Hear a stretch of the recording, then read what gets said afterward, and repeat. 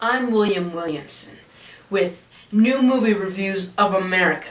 Today I'm here with Paul Greenwald, writer and director of the new movie The Stone, about the life of Christ, coming out in December.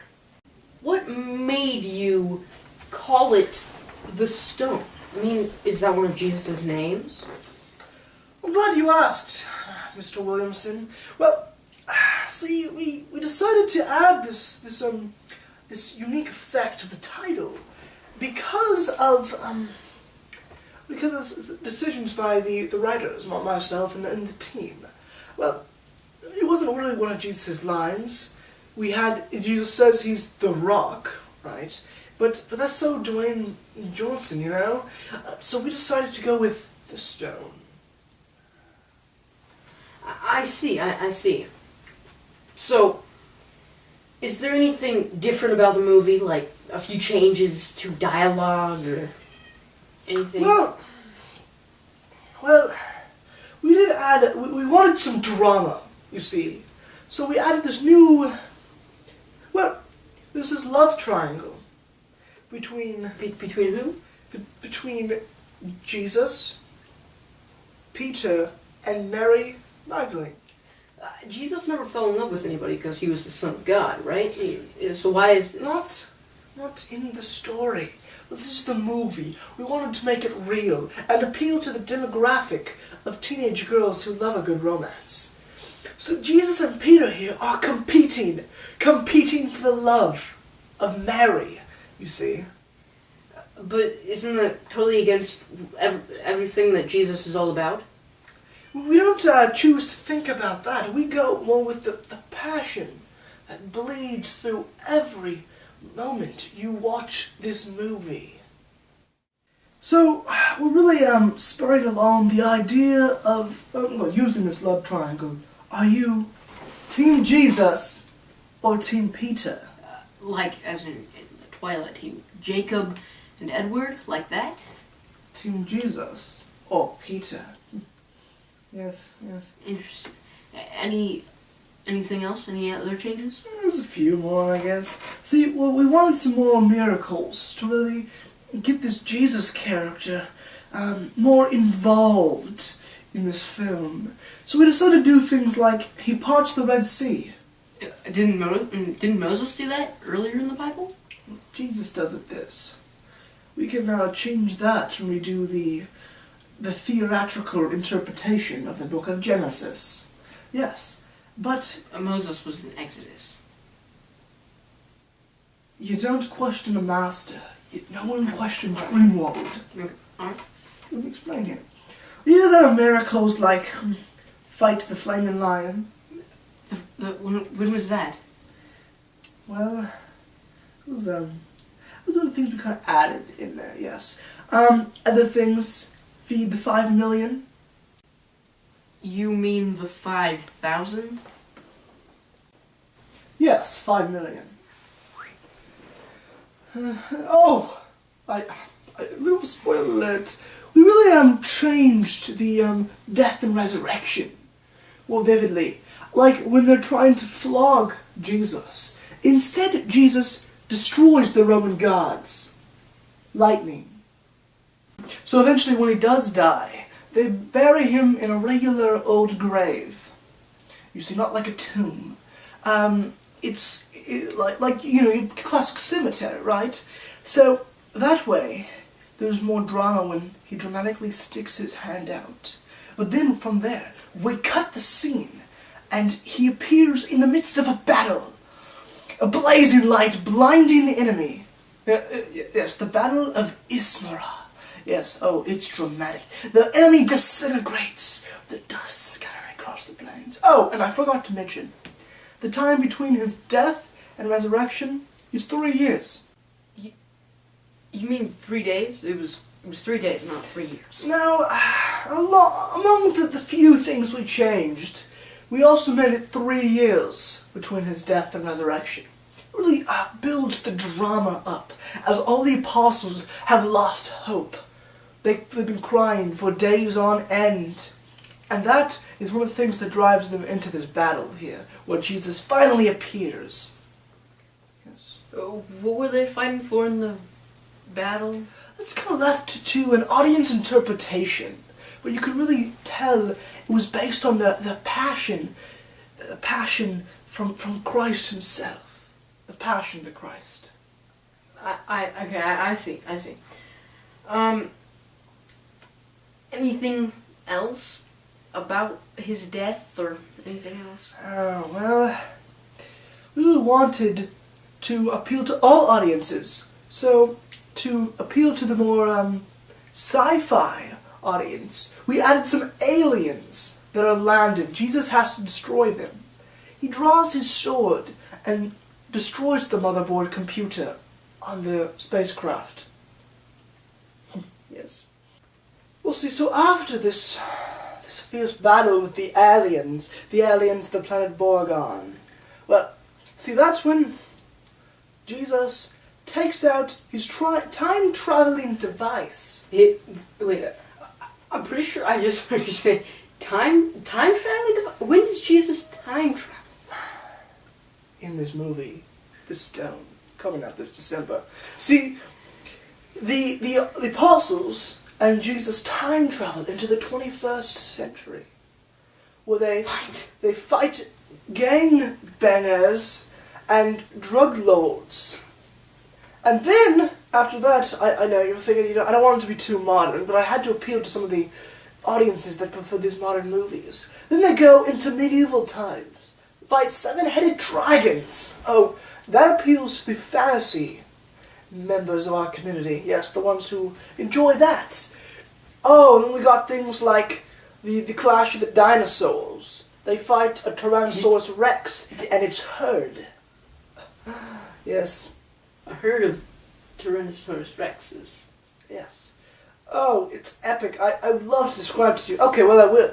See, the Tyrannosaurus Rex, you can hear its breath breathing as they hide in a mountain cave.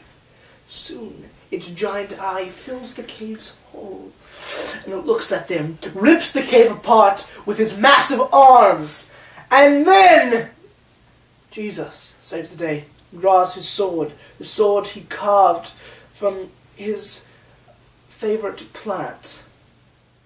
This begins the, really, it almost hits the climax, where we get into a bit of a, kind of well, it's a lot like the movie Inception. What we have here is Jesus and Andrew and John, those apostles. They travel with him into this dream, within a dream, within a dream, within a dream. He travels through 7 layers of the dream, which he eventually finds out is Peter's dream. He's inside Peter's mind. He can see Peter's love for Mary. This really spurs on romantic tension. There we see Jesus, well, it's best explained in the words that I've chosen to place in the script. It said, Jesus wept. Yes. Man. Whew, I'm sorry. I kind of tear up a little bit every time I talk about this. So, after he travels out of the dream, after his little dreidel spins, he eventually makes himself into the real world, where we see more dramatic tension between him and Peter. What? I don't understand your surprise. We really wanted to put in more elements that would appeal to more demographics. Aliens? Time travel? What is this, Doctor Who? No, this is a... Inception. I'm surprised you even kept the name Jesus. Well, originally, actually, we weren't going to keep the name Jesus. Yes, we had other names running through our heads. A popular one was Jimmy. Blade was a common one. Me and my assistants enjoyed that one. Zorgon the Destroyer was a possibility. Say that name again, please. Zorzon, or Zorgon, different spellings. The Destroyer, yes. Right. Okay, I see. Yes. So you did keep the name Jesus, because that's who it's about, right? Yes. But we actually decided to spell it differently. Spell it differently. We wanted, we wanted to make it more, well, dramatic, right? So we spelled it Jezuz. Jesus. That'd be more of a Jesus. Well, not in our language. Okay, so you're not spelling his name right. Anything else? Is there any Christianity in there at all? Of course. We wanted, with this movie, The Stone, we wanted to portray Jesus in the best ways possible. This is the life of Christ, something we take very seriously. So pretty much you took the concept and the characters, right? And then you just changed the entire plot? We did what we thought was best. We wanted to keep the main message, that Jesus is the Son of God. It's mentioned once there at the climax, before the battle. See, we wanted to give viewers a chance to see and feel the emotion tied around Jesus. Oh, I forgot to mention the zombie apocalypse. Yeah. Oh, that definitely appeals to our teenage male demographics. Oh, everyone will love this movie. Okay, well, another portion we added there at right after the climax to kind of bring things down. Jesus enters the Hunger Games. The Hunger Games? Yes. It was part of the time traveling dynamics that we placed in this film. See, Jesus takes the part of Peter here. Peter? Yes. Katniss begins nursing Jesus back to health, and we have this love triangle with Jesus, Katniss, Peter, which is discovered to be, also Peter, alternate reality. Peter. Yes. And then we have Gale. So we got this love square. Yes, exactly. A love square. Yes. Okay. Adds real dynamics. And again, another chance to say, are you Team Jesus or are you Team Gale? Or Peter/Peter. Right. We're making t-shirts. I'm sure I can find a cheap way to send you one. Oh, okay. Yes. So I heard there was going to be a cameo appearance of Robin Williams. What? No. I heard that was on the street. No Robin Williams. Oh. Well, you don't hear what you... Don't get evidence from the street. No. But we are going to have a cameo appearance of Slender Man. Slender Man? Yes. From the video game, the computer game? Yes. Actually. For one, he's very expensive. But this would again allow us a unique opportunity to really reach out to the teenage boy demographic, that teenage male, to bond them to the movie, bond them to Jesus in a unique way. Yeah. This movie's going to bomb. Oh, no. We appeal to all demographics, even little girls. So, what is your favorite scene in the movie? Oh, well, that would have to be Peter's betrayal. You mean Judas Iscariot? Not Peter. No. To add a dynamic tension between them, Peter betrays Jesus to get rid of the competition for Mary. See, Peter frames Judas by using a Judas costume, which he picked up in the 21st century during the time-traveling... a Judas costume? A Judas costume. They sell those, I'm certain. But in the 21st century, how did they know what he looked like? It's 2,000 years in the future. That's part of the dynamics of the film. The mystery. To appear to the demographics that like a mystery portion. The demographics. You keep on mentioning that. Yes. If this is the life of Christ, why do you want other people to... Or why are you reaching out? We want them to understand Jesus, in a very unique way. A unique way that's totally wrong. I'm sorry, but it's... Have you seen Jesus? Have you time-traveled? I like can't... the characters in the movie? I can't say I have, but they're just characters well, in the thank movie. you.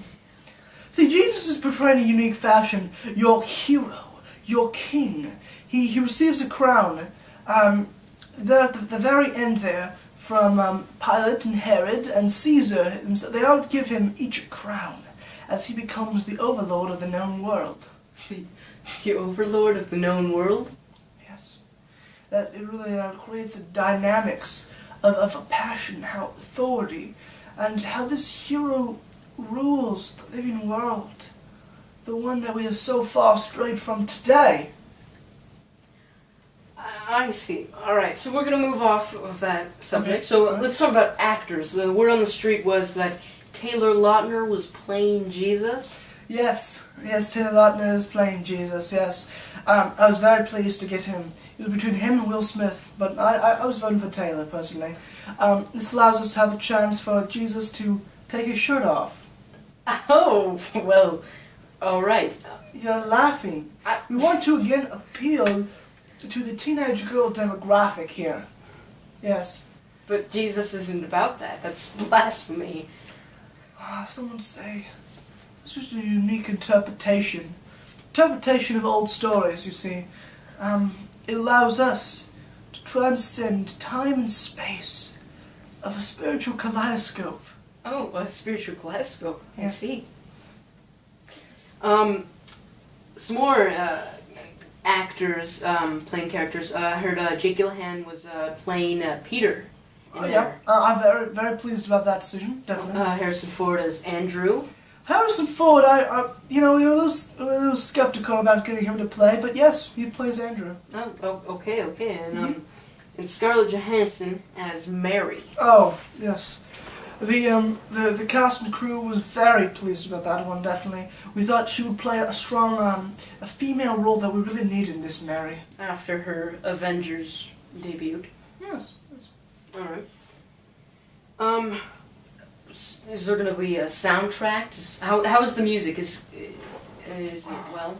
The music is phenomenal. It is phenomenal. I got some reports that Carly Rae Jepsen is Carly Rae Jepsen, yes. Sing some songs for us. It's going to be a marvelous soundtrack. That is without a doubt. We got some Owl City, Maroon 5, Justin Bieber, Eminem. Yep. What is your favorite song? Oh, it's Fighting the Flaming Lion by Bruno Mars. He has one song on the soundtrack. It's during Jesus' scene with the flaming dragon. I believe I mentioned that earlier. After he parts the Red Sea. Yeah. It really creates a dynamic. You really get to discover more about Jesus and who he is and what he stands for. And the flaming lion represents many things. It represents Satan. It represents the trials that we go through on a day-to-day basis. He overcomes. Alright, so you've pretty much given away everything. I'm really sorry about that. I have a tendency. Any small spoiler alerts about the ending? Anything? Is it going to be epic, dramatic? Oh, it will be epic. You don't even know what epic is until you've seen the ending of this movie. See, he rises in the sky, floats about 7 feet from the ground. People look up. We have people of all races and cultures look up and they say, that is Jesus, hero of heroes, fighter of the flaming lion. And from there, Jesus draws his sword. Well, I mentioned earlier the one he carved, but then it ignites into a beautiful display of fire, pure white fire. Yes, and with that sword, he wields it and destroys every known sinner in the entire world. What? Yes. Oh, it's good. And then, as he prepares to take his chosen people off to another planet to build a sanctuary, he looks off in the distance and says, wait. The scene, really catches this just beautiful dynamic. As it zooms in on his face, you can feel the passion oozing from every pore in his body. And he says, we're in a matrix. That's how it ends. What? A matrix? Oh, a matrix. I know, I was impressed with my own ingeniousness personally. Yeah, it really adds a brand new dynamic to this film. enclosing all these different genres, you realize the entire time they were in a matrix. You said earlier that he kills all the sinners. He destroys them all. Kills them all. Only one small sliver of malice and sin stays within the heart of one of his chosen people who's about to take off to another planet. That starts the next race of sinners. But I don't want to spoil the sequel. I'm sorry. Sorry about this. So the movie hasn't premiered yet, and you already know that there's going to be a sequel. What if people don't like the movie? Like they think it's too blasphemous? People will like the movie. It doesn't only appeal to every demographic that our minds could think of. Anybody from 2-year-olds to 80-year-old men who despise those old whippersnappers. Yes, this movie... Can I have a microphone? This movie will be the greatest thing that there ever was! I'm already preparing my speech when I get the Grammy and the Nobel Prize. Nobel Prize for Peace. As I change the world, and the world becomes a better place for centuries to come. Yes. Reminds me, we have a trailer to play. Oh, to really get the audience excited about it. Yes, okay.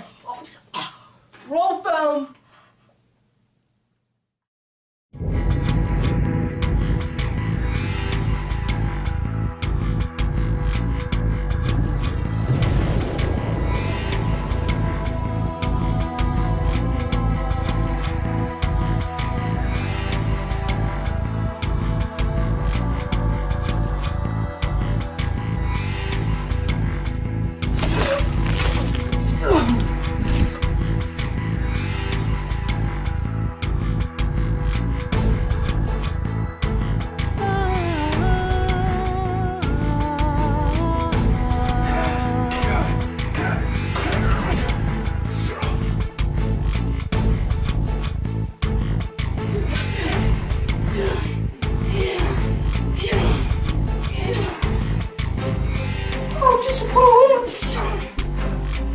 I love you, Mary. No, I love you, Mary. I am proud.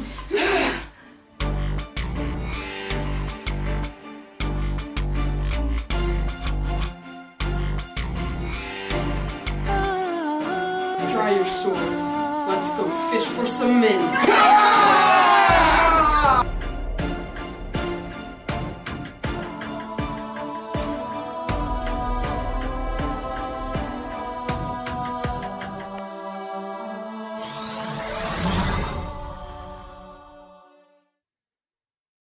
Why?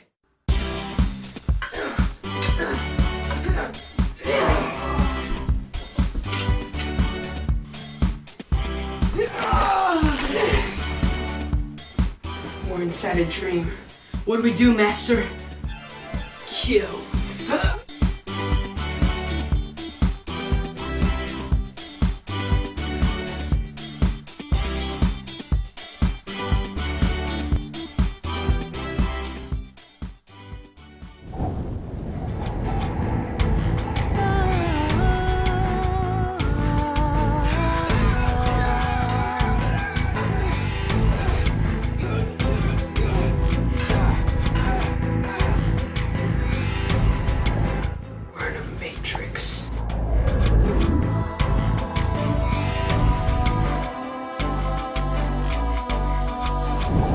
No.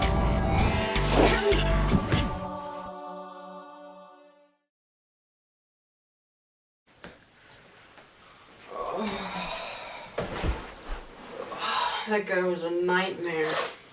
I mean, seriously, who makes a movie about the life of Jesus, and it's not even about the real life of Jesus? Oh, man. I mean, you can't just take things out of the Bible. You can't take things out of the Bible and add stuff in just because you don't like what you hear. It's like, it's almost blasphemy. I mean, Peter betraying Jesus, oh my.